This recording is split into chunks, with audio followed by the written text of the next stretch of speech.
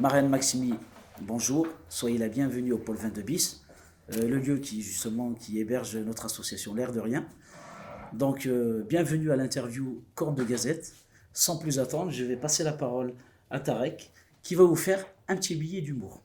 Ok, Bonjour Madame Maximi. bonjour. Vous êtes née en 1985 et vous êtes de gauche. Vous êtes d'ailleurs la seule chose de gauche à être née en 1985. Du temps de la rigueur, du Rainbow Warrior, du sang contaminé et des films de Stallone et Schwarzenegger. Mais ainsi soit-il, nager à contre-courant n'a jamais effrayé que les petits poissons. Et c'est là que je me dis que les proverbes animaliers, c'est peut-être pas mon fort. Un peu d'ici, un peu de Bretagne, vous êtes né en Normandie et êtes revenu dans nos chères terres d'Auvergne à l'âge de 3 ans pour une enfance à la campagne, près de Montluçon, La Palisse et Ghana. Ah, la campagne, ses veaux, ses pécores, ses vaches à lait et ses moutons. Évidemment, toute ressemblance avec d'autres campagnes d'un autre genre serait pas si fortuite que ça. Jeunesse se fait ainsi au gré de votre parcours scolaire et des sentiments nouveaux qui vous envahissent. Vous découvrez la colère au collège, puis l'engagement politique et social au lycée. Vous faites notamment partie des organisateurs des manifestations contre la présence de Jean-Marie Le Pen au second tour de l'élection de 2002. Un temps où on pouvait organiser des manifestations quand un Le Pen était présent au second tour. Aujourd'hui, c'est tout juste si vous réussiriez à organiser une petite promenade en demi-douzaine. Les temps ont changé, et vous aussi. Car à la fac, on apporte son lot de mobilisation, d'assemblées générales, de protestations, de révolutions entre les TD d'histoire ancienne et les CM d'histoire moderne. C'est l'âge de la raison et de la conscience politique. Le chemin est déjà tout tracé, UNEF, NPA, gauche anticapitaliste, ensemble. Les analystes de renom ne manqueront pas de qualifier avec finesse votre parcours politique d'islamo-gauchiste. Pourtant, vous vous appelez quand même Marianne.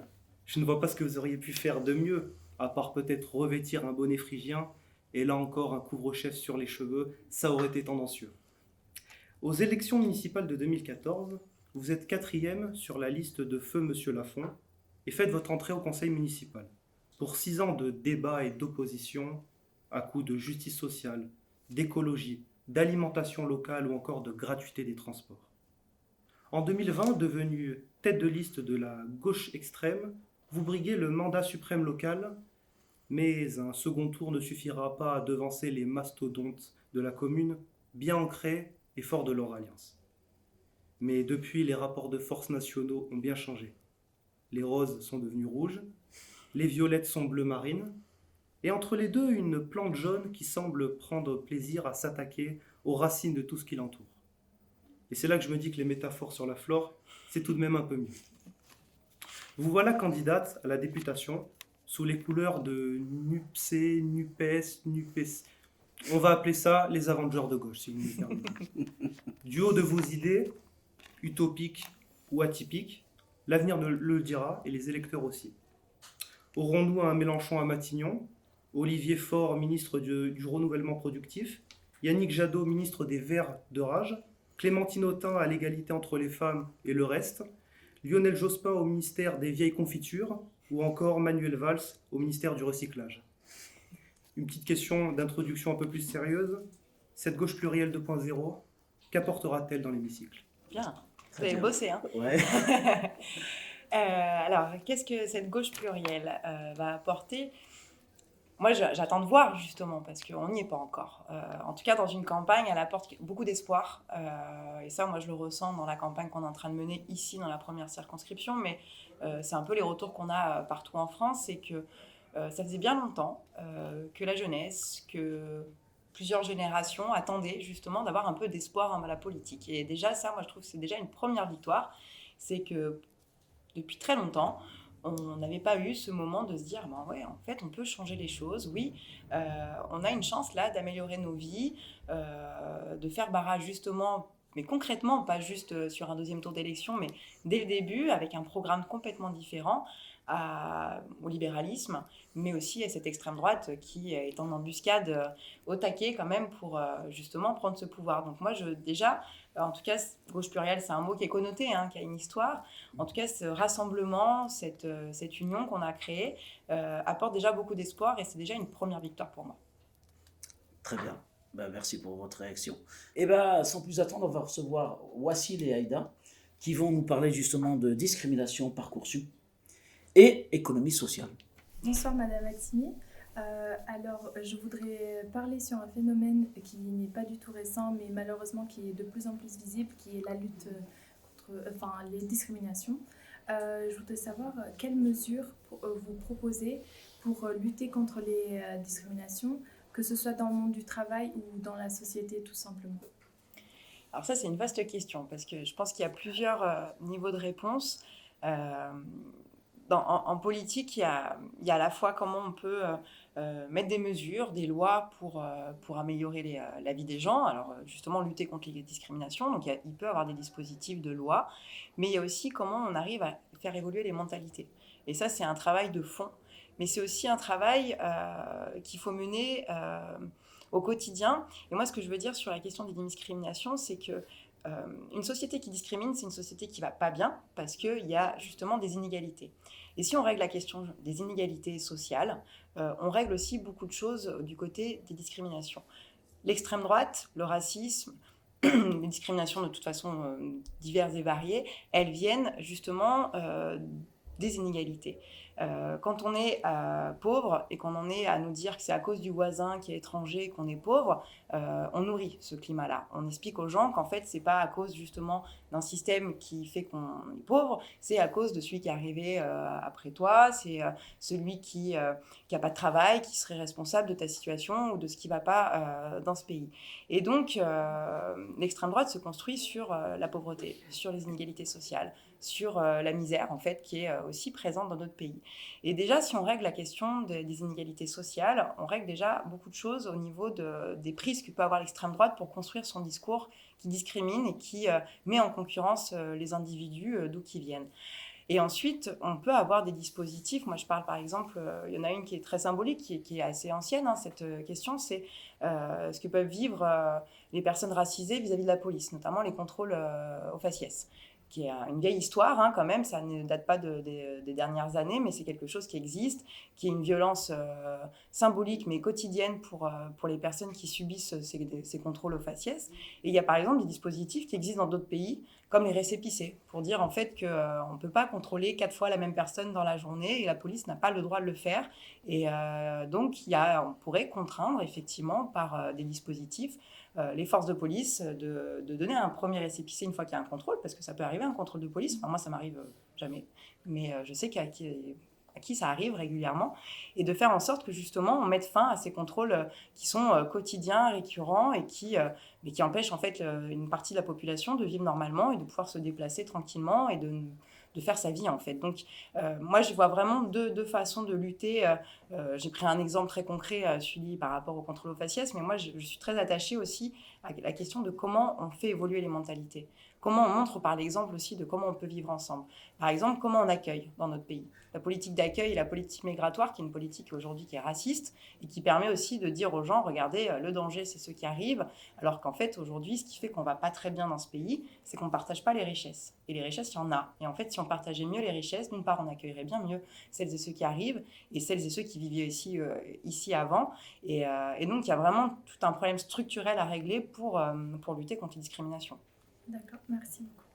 Alors, bonjour, vous nous parliez avant en fait de pauvreté, en fait, de comment l'extrême droite jouait sur un peu ça. Et en fait, on a vu qu'à travers différentes études, la solution en fait, pour lutter contre la pauvreté, justement, c'est de donner de l'argent aux pauvres, comme le dirait Denis Colombi.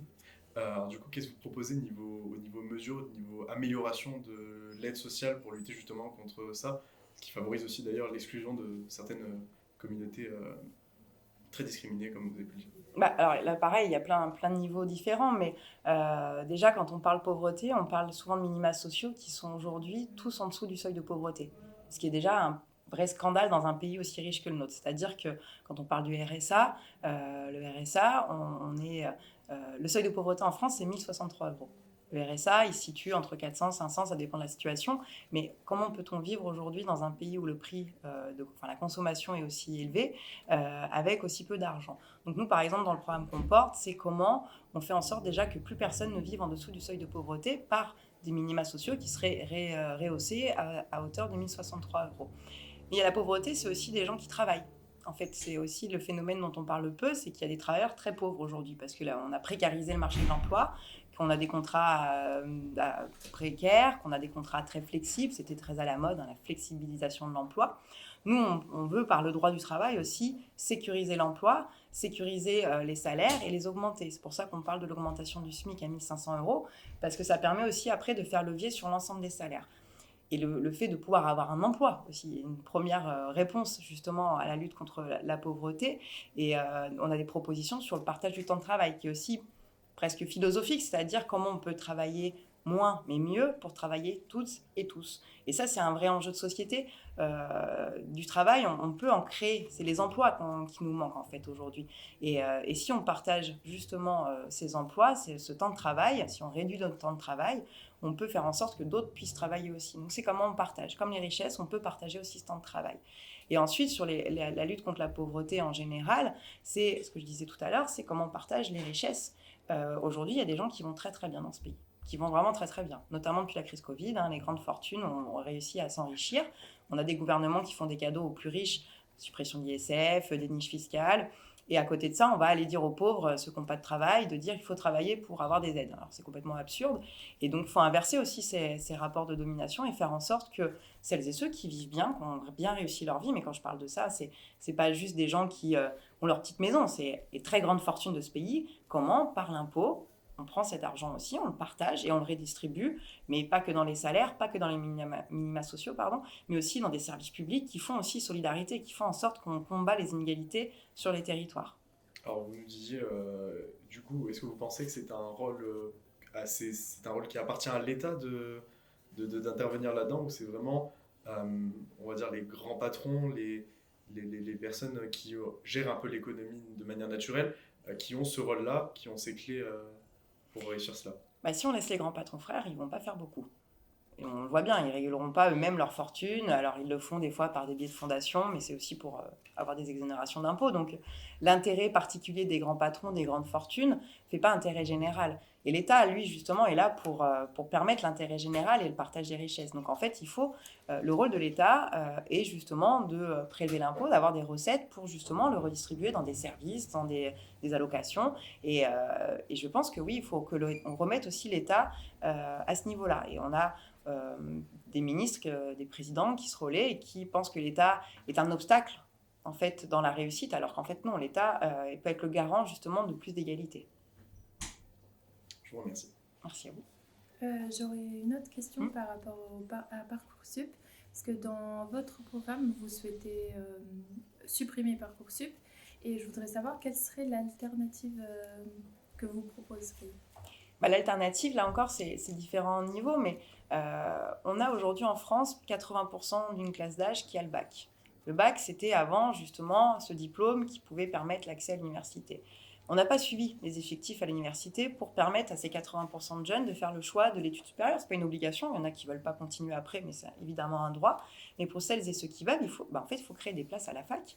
Il faut faire un service public de l'enseignement supérieur qui peut accueillir celles et ceux qui ont envie de faire des études, parce que étudier, c'est un droit de pouvoir se former, de choisir le métier qu'on veut. Et le problème, c'est que Parcoursup, il est venu là pour justement masquer ce manque de place. Si on renforce les moyens de l'université, si on rend l'université accessible à toutes et tous, c'est en ouvrant des places. Et c'est pas en sélectionnant. La sélection, elle met en concurrence, et c'est catastrophique Parcoursup. C'est d'une violence pour les jeunes qui sont là en ce moment en train d'attendre que quelqu'un se désiste pour voir si on monte en place. C'est pas un choix, on n'est pas maître de notre destin là, on est soumis à un algorithme, on est loin de quelque chose de l'émancipation des jeunes par leur choix d'études. Donc du coup, il faut renforcer vraiment les moyens d'études. Ça marchait pas si mal avant, il y avait des filières qui étaient effectivement très chargées, mais parce qu'elles n'étaient pas adaptées au nombre de jeunes qui avaient besoin de faire ces études-là. Donc il faut évidemment donner des moyens et répartir aussi des universités sur tout le territoire, parce qu'on a aussi des manques de places dans les universités, mais il manque aussi des universités. On a fusionné les universités pour en faire des gros pôles de concurrence, et ça a pour conséquence qu'il y a des endroits, les filières, il n'y a plus les choix de filières.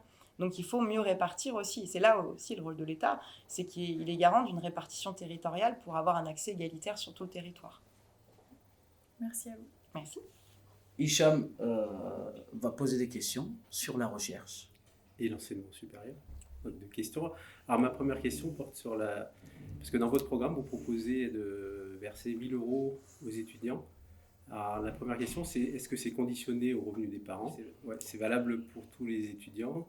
Et il y a des critiques qui disent que c'est une mesure qui va coûter très cher. Donc, comment vous faites pour financer cette mesure?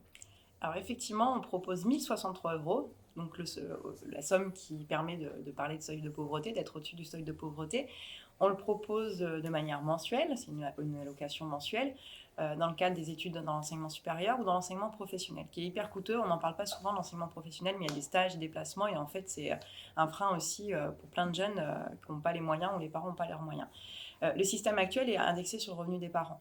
Donc, et qui n'est pas du tout suffisant. On le voit, les étudiants sont obligés de se salarier, et c'est d'ailleurs la première cause d'échec à la fac. Donc nous, on propose cette allocation mensuelle à tous les étudiants, effectivement, quel que soit leur revenu. Parce que quand on parle d'égalité, il y a toujours des effets de seuil dans les bourses qui sont souvent très injustes. Alors après, il y a des enfants, effectivement, avec des parents qui sont très, très, très, très, très riches, mais effectivement, ces enfants-là vont pouvoir bénéficier de notre mesure. Mais leurs parents, de l'autre côté, vont pouvoir payer des impôts pour redistribuer justement à tout le monde. Et le financement qu'on a expliqué, que Jean-Luc Mélenchon a expliqué pendant la campagne, c'est par une imposition sur les héritages. Mais pas les héritages lambda, les héritages, là encore, des très, très, très, très, très, très riches de ce pays. C'est-à-dire, il y a déjà des impôts sur les héritages, mais là, nous, ce qu'on dit, c'est qu'il faut... on propose de prendre tout ce qu'il y a au-dessus de 12 millions d'euros. Voilà. Alors, ça fait bondir très, très, très, très, très, très riche de ce pays, mais on pense qu'avec 12 millions d'euros, on a de quoi laisser ses enfants lors d'un héritage, d'une succession, voir venir. 12 millions, c'est quand même pas mal. Et en fait, cette mesure-là permettrait justement de financer cette garantie d'autonomie pour tous les jeunes en formation, quel que soit leur revenu des parents. Merci pour la réponse. Alors, la deuxième question, elle porte sur le financement de la recherche. Alors, il y a le corollaire, c'est la question des libertés académiques. Donc, on a vu, lors de certaines polémiques, justement, que le pouvoir politique, par exemple, pouvait justement essayer d'influer en fait sur la liberté des chercheurs et des enseignants-chercheurs. Donc, la première question, c'est comment vous garantissez ces libertés académiques? Et du coup, est-ce que vous restez sur un système de financement par appel à projet, ou si vous revenez à un système de financement avec des crédits récurrents comme ça existait il y a quelques années? Il y a des choses qui fonctionnaient plutôt pas mal il y a quelques années quand même.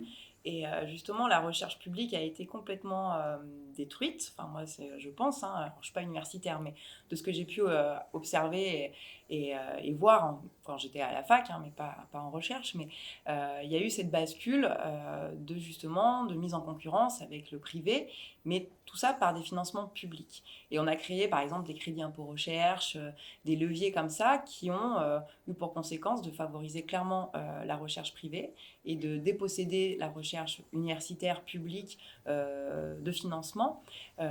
Et l'autre difficulté, mais qu'on retrouve dans beaucoup de domaines, pas que dans la recherche, mais qui est effectivement ces appels à projets ou appels d'offres, qui sont... alors, sur le papier, on peut dire oui, c'est bien, sauf que dans la pratique, les universitaires, les chercheurs passent leur temps à remplir des dossiers pour trouver des financements pour peut-être un jour réussir à faire de la recherche. Et la conséquence, on l'a vu par exemple, la crise Covid. On s'est rendu compte que la recherche publique en France allait vraiment pas bien.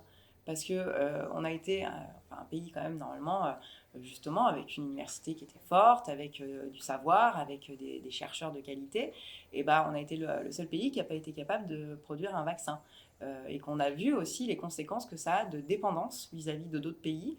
Et c'est pareil d'ailleurs pour plein d'autres domaines, encore une fois, sur l'industrie en général, mais on s'est rendu compte qu'à vouloir mettre en concurrence, redonner ça au privé, qui est censé faire mieux, en fait non, le privé ne fait pas mieux, et résultat, le public est démuni et manque de crédit, manque justement de moyens pour faire ce travail qui fonctionnait plutôt bien. Enfin, moi, je sais pas, je veux bien un avis d'un chercheur, mais il y avait une fierté académique justement dans la recherche, parce qu'on avait un pays avec un service public, en fait, tout simplement. Et le service public était garant, justement, là encore, mais je fais mon fil rouge du coup de cette émission, c'est la question de l'égalité, de la répartition, pour que chacun et chacune ait accès, justement, peu importe son lieu de vie en France, à des dispositifs, et la recherche en fait partie par l'université. Donc si je comprends bien, vous revenez à un système de financement En tout cas, on est pour dire que oui, il ne faut pas que les chercheurs passent leur temps à chercher de l'argent. En fait, c'est pas possible. Elle est pas mal, celle-là. Oui. Alors, on cherche quand même. Oui, non, mais c'est pour caricaturer, mais effectivement, je sais Oui. que dans les labos de recherche, et pas qu'en recherche fondamentale d'ailleurs, la question des financements et la question quotidienne et récurrente, malheureusement, parce que même dès qu'on arrive à avoir des financements, il faut toujours préparer la suite. Et en fait, la question du temps long aussi, de pouvoir pérenniser en fait, des labos, de se dire en fait on peut voir venir devant nous parce qu'on sait qu'on a ces crédits-là, et c'est quand même plus... pratique pour justement faire correctement son travail. Et le temps long, il est important, en fait. On est vraiment dans l'immédiateté, et ça va, c'est pas compatible avec, par exemple, la recherche, mais pas que ce domaine-là non plus. Merci Marianne Maximi. Merci. Alors, c'est le moment du coup de corne de Gazette. Ok. Donc, on va recevoir un anonyme, une personne anonyme qui va intervenir par le biais d'une question. Marianne Maximi. Oui. En 2018, vous étiez opposé au projet d'extension du stade Gabriel Montpied. Une pétition a d'ailleurs été lancée sur le sujet à l'époque. Aujourd'hui, le Clermont Foot en première division dispose du plus petit stade de Ligue 1. À peine suffit-il pour un tournoi de quartier. Quelle est votre position sur le sujet ? Alors, ma position sur le sujet, elle n'est pas liée au résultat du Clermont Foot. Parce qu'il faudrait regarder ce que disent d'ailleurs les dirigeants du Clermont Foot, qui sont beaucoup plus humbles sur cette question, souvent que les dirigeants politiques. Et le Clermont Foot est assez intéressant là-dedans, parce que je pense qu'ils ont regardé ce qui s'est passé aussi pour d'autres clubs, et les conséquences que ça a eu de vouloir avoir justement ces grands ensembles. Alors, effectivement, la Ligue 1 fait que le stade est bien rempli, et tant mieux. Enfin, moi, j'aime beaucoup le foot, donc j'ai aucun problème avec le fait que les gens aillent voir des matchs de foot dans un stade qui est adapté à la taille du public. Nous, quand on s'est opposé à ce stade-là, enfin cette extension-là, d'une part, le projet était bien plus important que ce qu'on a aujourd'hui. On était dans une période, notamment après 2016 et l'Euro, où toutes les villes, toutes les métropoles ou les grandes villes ont eu des grands travaux et mis en place des grands stades. Le résultat, quand même, pour une très très grande partie de ces villes, ça a été une catastrophe financière. Parce que sur des très grands projets comme ceux-là, c'est des dépassements de coûts qui sont extrêmement importants. C'est on est sur 100 millions d'euros, voire plus. Clairement, là, 80 pour le budget total. Souvent, les travaux, ça dure, et en fait, il y a des prix qui dépassent. Donc, on avait souvent plus de 100% de dépassement, en tout cas en moyenne sur les stades qui ont été construits en 2016. On a eu aussi on avait beaucoup cherché sur les taux de remplissage. Et en fait, à 30 000 places, il y a très peu de clubs en France qui sont capables de remplir 30 000 places. Les PSG, l'OM, Lyon et encore, quoi. Donc non, mais en fait, en moyenne, il n'y a jamais 30 000 spectateurs dans les clubs, dans les matchs de foot. Et la question, c'est de l'argent public, en fait. Ça se situe là, l'enjeu. C'est que l'argent public, il faut qu'on sache à quoi ça sert, quel est le bénéfice par rapport à nos impôts et par rapport à le bénéfice qu'on peut en avoir en tant qu'habitant et habitante. Et quand on a regardé les autres modèles, on s'est rendu compte que là, aujourd'hui, il y a beaucoup de clubs qui ont été en difficulté aussi, et notamment les supporters, parce que ça a aussi comme conséquence, pour faire fonctionner ce stade, ça coûte beaucoup d'argent. Et les premières victimes, justement, c'était les supporters, parce que les abonnements augmentaient, parce qu'il fallait rentabiliser ce club. Il y a d'autres villes qui en sont à revendre leur stade, avec des partenariats privés. Enfin, vous voyez, alors moi je ne suis pas la spécialiste des stades de foot, mais il y a Bordeaux, il y a Grenoble, qui sont en difficulté, Le Mans aussi, qui sont retrouvés à devoir gérer un équipement qui n'était plus du tout adapté à leurs besoins. Et du coup, avoir des sponsorings et de faire rentrer aussi des partenariats privés dans un équipement public, ce qui n'est pas notre modèle en tout cas à nous. Et donc, effectivement, on s'est battu, notamment avec Alain Lafont, qui était d'accord, parce qu'il y avait aussi toute une logique de mise en concurrence des villes. En fait, c'est un modèle aussi qui nous pose question, parce qu'on est dans un système politique, mais qui est partout, c'est de dire qu'il faut qu'on soit les meilleurs, les plus attractifs, les plus rayonnants, les plus équipés, tout ça. Et souvent, on oublie aussi l'essentiel, c'est la vie quotidienne. Et nous, on mettait souvent aussi la question des budgets qu'on allait allouer à ce grand stade au budget des clubs amateurs, aux équipements pour les habitants et les habitantes au quotidien. Les stades, les gymnases qui sont dans des états qui étaient quand même assez catastrophiques et qu'on se disait, bah ouais, il y a peut-être des priorités si on veut un sport aussi populaire et accessible à toutes et tous, c'est aussi d'avoir des équipements dignes de ce nom sur notre métropole, d'avoir des stades de foot où il y a de la pelouse, d'avoir des gymnases voilà, où on peut aller faire un match de basket. Et ça, c'est aussi deux modèles qui s'opposaient à ce moment-là. Aujourd'hui, la montée en Ligue 1 fait que le club fonctionne bien, il y a une tribune provisoire, le maire est revenu quand même sur le projet entre le grand stade à 30 000 places et des phases, parce que là on est plutôt sur des phasages, donc du coup des choses au bout petit à petit, on va dire, sur un temps beaucoup plus long. Moi je suis toujours très sceptique quand même de ce grand stade. J'ai voté contre, hein, pour être tout à fait transparente la dernière fois. Et puis il y a aussi un moment, on est dans il y a des choix à faire, voilà. Ça, moi, j'assume aussi sur la question écologique, voilà, les budgets sont de plus en plus contraints, et du coup, il y a aussi des choix, et moi, c'était pas l'urgence, selon moi. Ça veut pas dire qu'on veut laisser le stade se délabrer, je pense qu'on peut le rénover, la tribune provisoire, elle peut être un peu mieux, et puis il y avait aussi un vrai débat sur les critères esthétiques, qui, pour moi, je trouve très beau ce stade, mais ça, c'est mon avis, mais du coup, l'esthétique est toujours un débat bizarre, parce qu'en fait... bon, c'est très Subjectif. voilà, c'est subjectif et en fait quand on me dit mais vous vous rendez compte l'image et tout ça, moi j'ai toujours vu ce stade et c'est une entrée dans Clermont et je trouve qu'il fait, il est chouette, mais bon, ça c'est que mon avis à moi, mais du coup c'est un avis que je voulais pas entendre parce que voilà, l'esthétique c'est pas suffisant pour dépenser 100 millions d'euros. Comme on dit, les goûts, les couleurs ne se discutent pas. Exactement. Et sans plus attendre, on va passer à un petit jeu. On va Ouais. finir avec un petit jeu. Donc c'est moi qui vais l'animer. Ok. Je vais annoncer 2 mots. Et vous devrez choisir un Ok. des deux. Donc, Stali ou Stallone?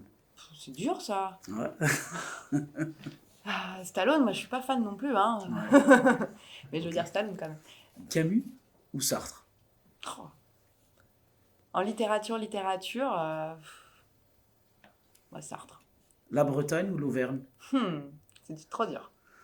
Trop dur. Non, mais là, c'est impossible. D'accord. Je Bon. ne répondrai pas à cette Allez, question. on vous donne une chance. Enfin, Un joker. un joker. Volvic ou la cristalline? L'eau du robinet. Le marteau ou la fossile? Les deux sont très utiles quand même. Ouais. Hein c'est dur à... Ouais, celle-là, elle est dure aussi. Ouais. Marteau, la faucille. De toute façon, les deux vont ensemble, hein, c'est lié. Hein, C'est vrai. on ne peut pas les séparer. C'est pas pour rien qu'on les a mis les deux sur le drapeau. Très bien. Gaz russe ou nucléaire? Énergie renouvelable. D'accord. Je ne vais pas jouer le jeu en fait. Je vais être affreuse. Paris ou Saint-Denis? Saint-Denis. Richard Ferrand ou Clermont-Ferrand? Clermont-Ferrand. Ok. 1936 ou 1997? 2022. Passe sanitaire ou passe-partout? Passe-partout. Canard confit ou canard enchaîné? J'aime bien le confit de canard quand même. La rose rouge ou le muguet? Les deux ont une histoire. Donc, la rose rouge. Elle est rose, la rose du PS. Hein. Elle est rouge ou rose? C'est elle est moi rose, qui hein. vous demande. Je sais plus les questions. Moi, j'aime bien les œillets. Alors, je vais vous demander juste un film que vous aimez. Un film que j'aime. Alors là, c'est pareil, c'est vachement dur de répondre à une question comme ça. Un film, moi, qui me donne la pêche, hein, mais qui est peut-être pas mon préféré, mais j'aime bien Little Miss Sunshine. D'accord. Voilà. Un livre? Ça, c'est pareil, hein, je suis incapable d'en choisir un. Un livre, qu'est-ce que je peux donner comme livre? C'est difficile, là, un livre. D'accord. Non, ça dépend, parce que je peux sortir Alors, le dernier livre que polar. vous avez lu? Le dernier livre que j'ai lu, c'est le livre de Clémentine Autain sur les faussaires de la République. D'accord. Voilà. Très bien. Que je vous conseille. Bah oui, ça fait un petit moment qu'il est sorti ce livre. Ouais, mais c'est comme l'a offert il n'y a pas longtemps. Donc Très bien. Ouais. Alors, une série ou un spectacle? Une série, The Wire. D'accord. Un spectacle? Un spectacle. Alors là, c'est bien plus dur pour moi. Ouais. Ouais, je me mets en spectacle. Ouais, non, c'est vrai. Ou alors des vieux trucs, hein. Ouais. Non, j'ai un Je sais pas. spectacle. Un exemple de spectacle, un spectacle Ouais, comédie. qui vous a marqué, que vous aimez. Ah, là, c'est dur, ça. Ouais. Comme ça, rapide, là, j'ai pas de Bon. truc qui me vient. Ça va, Non, vous j'avais- avez annoncé une série, c'est déjà pas Ouais, mal. une série, ça, c'est sûr. Une musique? Une musique, alors c'est pareil, c'est le genre d'exercice que je trouve le Ouais. plus difficile. Le truc manichéen, là, savoir ce qui est. Non, une musique, moi je donnerais Bob Marley à Catch a Fire. D'accord, très bien. Une émission de radio, je pense que Faut que je dise la corne de gazette, là. vous dites ce que vous voulez. Une émission de radio. Moi j'écoute Radio Nova beaucoup. D'accord, Donc c'est plus de la musique en fait. d'accord, très bien. Une radio, Radio Nova et Radio Campus évidemment. Très bien. Marianne Maximi, merci de nous avoir accepté cette interview. Merci à vous. Et puis, je vous souhaite une bonne continuation. Merci, pareillement. Bonne soirée.